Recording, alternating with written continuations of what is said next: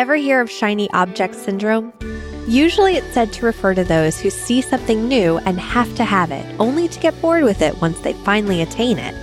But in this episode, I wanted to know just what it was about literal shiny objects that make them so appealing to humans. And this particular shiny object is no different, unless you have to clean up the mess it makes. You are listening to The Story Behind, the extraordinary history of the ordinary. I'm your host, Emily Prokop, and this is The Story Behind Glitter. But first, a quick message.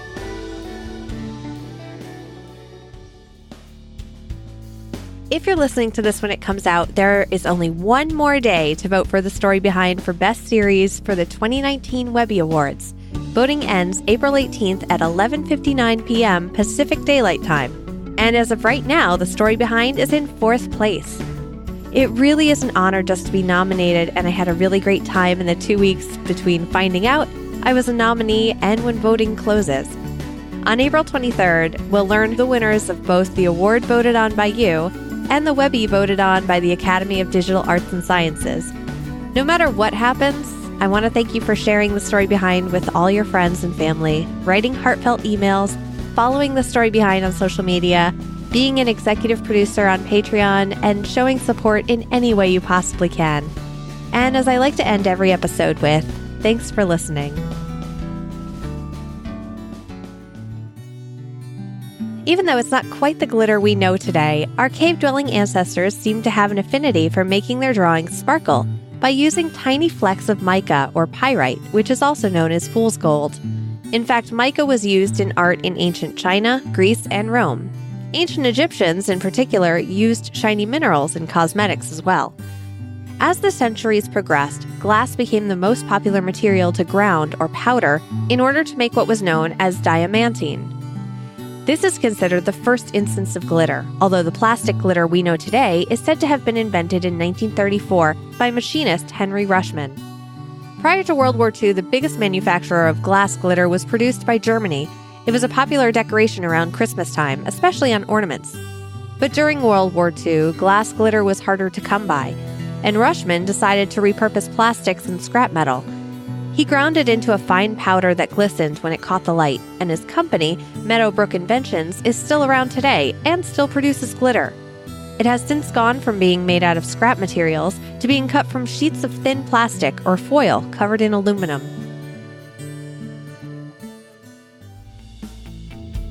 The word glitter comes from the Old Norse word glittra, which means to sparkle. And here's a piece of trivia for the next time you're around the sparkly stuff.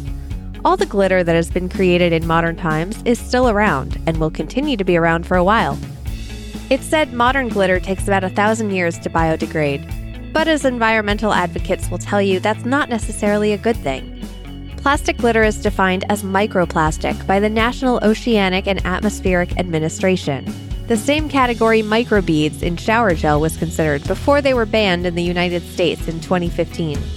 It's unclear the impact of microplastics on the environment now, but the NOAA does warn that it's a potential threat to aquatic life.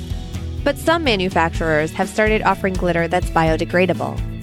You'll be happy to know that there are a few ways to remove craft glitter, which is the thickest kind.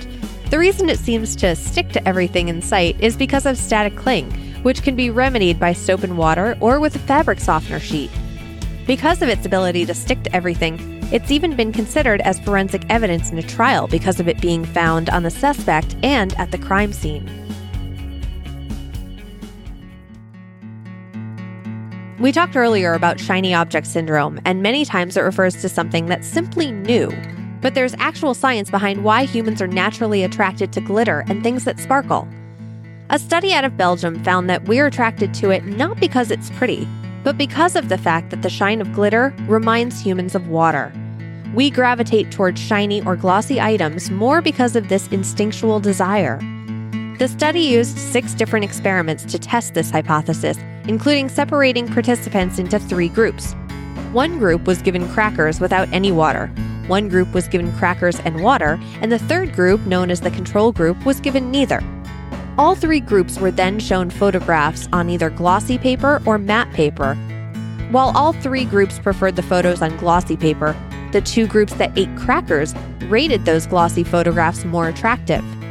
But then they found the group that hadn't had water with their salty crackers preferred the glossy photographs even more, which confirmed the thirstier the participant, the more attractive they found a glossy photograph. This study was based on previous research that found children are more likely to lick things that are glossy. But as a mom, I can tell you that our 2-year-old will basically put anything in his mouth, whether it's shiny or not.